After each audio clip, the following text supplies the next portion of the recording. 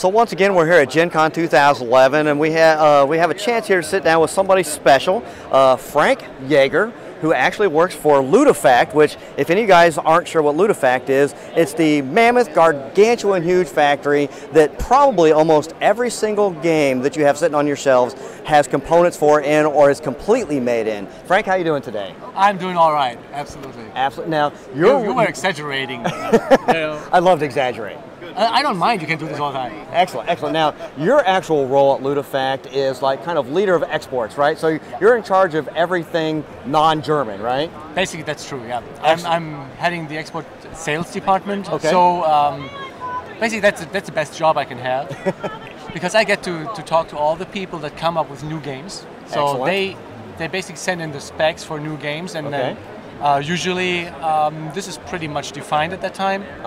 But occasionally, and this is the fun part of it, they still have questions, which means I can sit down, go over prototypes with them, make suggestions, get to work on the gameplay sometimes even, or make suggestions for the mechanics, so that's really fun. So what you're trying to say is that you're actually a designer for most all the games that we've ever played. No. No, actually, I've been in the industry for 16 years now, and I worked with Amigo before. Okay, great. 13 years as head of marketing, and only recently, 2.5 years ago, changed to Ludo Fact. And it's actually very good that I did this before with Amigo, because now I know both sides. Right. I worked on the marketing side, I worked on the price finding, on price structure. I worked with our editing department at Amigo, coming up with new games and trying to market them. And now all this knowledge goes back into producing games and helping game designers or small companies to achieve the goal, to have it at a certain price point, because everybody knows, everybody can come up with a game with like trillions of components. Exactly. That will probably have a 64-page rule book, and you need an eternity to study, and it would cost you by maybe $180. It's not going to sell. Not going to happen. Might surprise you, but it's not going to sell. Crazy.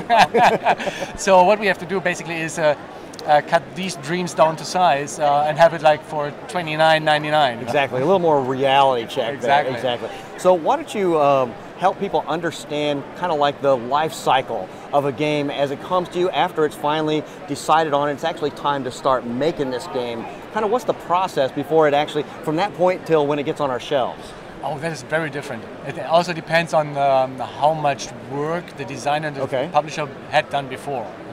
There's like Cosmos or these big companies or Rio Grande, of course, they are all set.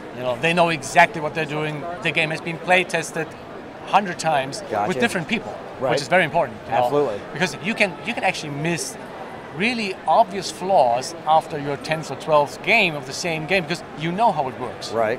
So you have to play with lots of people and have a lot of play testing done, which usually starts already at the game designer and then goes to the publisher. And then they come to us. But there's also these small companies. They have a great idea.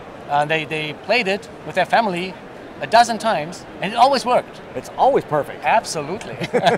So, and from that stage on, it can take any time before we come to the stage where we actually can quote the game. Oh, okay. Because that's the first step, of course. I get the specs, and then we first quote the game and say, okay, this will cost you maybe $9.50 for a print run of 2,000. Okay. So everybody knows, okay, we're here. This was supposed to be a game for $7.99, so $9.50 is probably not the perfect number. So we have to change something here and there.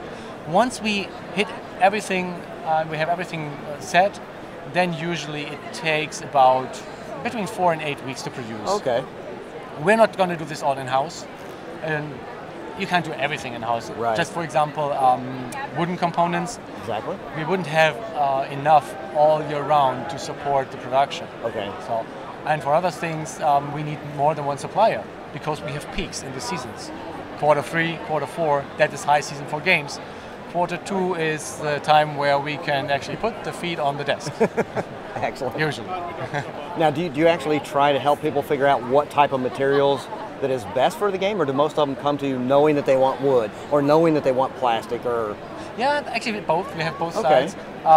Everybody has a good idea of what he wants to have. Right. But then, again, our production knowledge, Ludo Fact has been around for 25 years now, so we have some production knowledge that we have a head start before everybody else. We throw this in, of course. If you want plastic, I can always tell you, okay, it's either coming from England, ready-made. If you want something special, you will have to make tools. Right. If you have $6,000 in your pocket, no problem. Usually, then we switch to wood. Bingo. Exactly. That makes a lot of sense. Or sometimes even we go to cardboard because wood. You have wooden pieces. Absolutely. You have like 4mm pieces. I can do this in cardboard, and I love cardboard.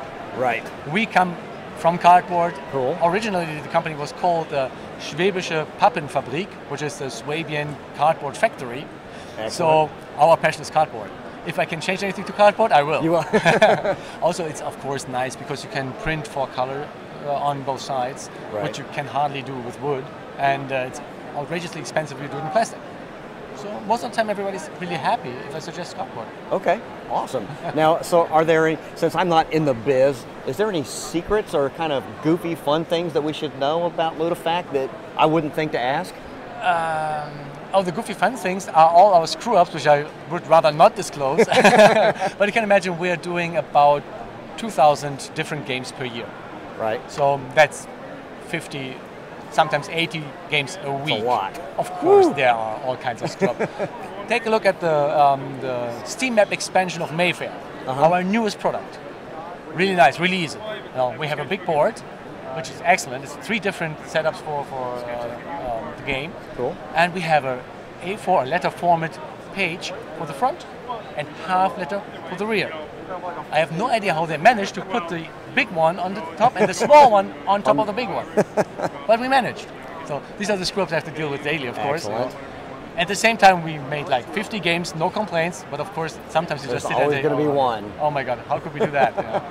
But yeah, it happens. It's all human. After all, we have people. We are about 200 people in the factory. Awesome. So there's always some human error involved. Right, exactly. Now, do you guys have other weird stuff that people may not know? Do you work around the clock? Do you have 3 shifts in the factory? Do you have 1 shift? Before Essen Fair, we worked pretty much around the clock. Around the clock. Absolutely. And the reason why we have to do this is because the inventors and the artwork, the designers, the artists, I got it, they have a tendency to be late. To wait till the last minute? Oh, I remember. Artists would never do that. He's deaf. He pretends to. And self-defense. Exactly. I can tell you, 2 years ago, we had one company in Germany, I will not tell you the name. Okay.